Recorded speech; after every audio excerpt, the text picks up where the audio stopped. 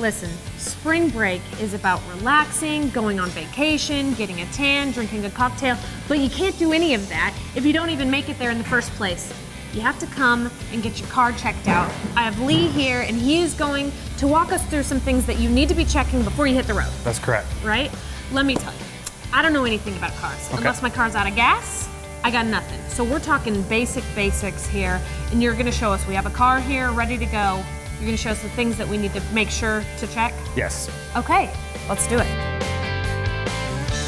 Okay, so we're starting at the engine. That's correct. So a few key features or key things you want to check out here, of course, is going to be all of your fluids. It's very important. Check your engine oil.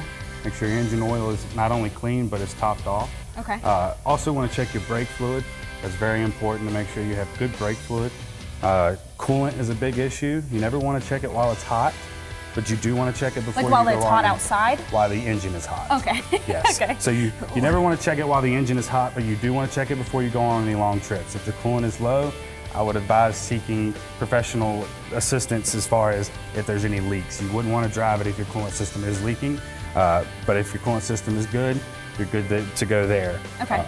Also, very important is the battery. And there's nothing worse than getting somewhere far away from home and being stranded by a dead battery. That has happened to me. So you definitely want to get your battery checked. Make sure your terminals are not only clean, but they're also tight. So when you talk about checking the engine oil, how is that something that I could check? That is something you can do.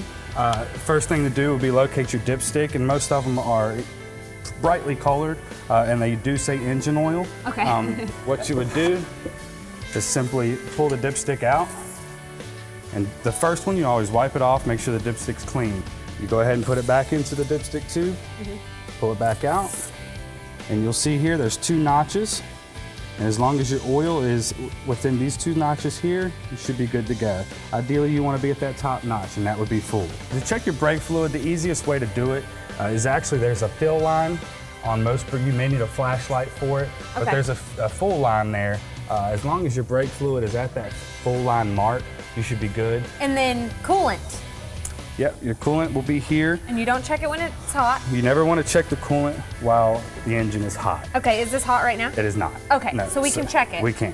So what you want to do is I usually just apply a little pressure on the cap in case it wants to pop off. Yeah. And just spin it off. And you can see this one is full. Oh, yeah. All right, so this one is good. So these are all things that you could check yourself, but let's say someone doesn't really feel comfortable checking these themselves, they can come see you guys, Absolutely. Right? Okay. Yes, we do check out these cars. We do actually do it quite often, especially in the summertime or springtime when people are going on these long trips. We'll check them over to make sure that everything is in top shape and good working order before they go on these trips. We wouldn't let anybody take off and do any kind of major driving if they had any issues with their vehicle.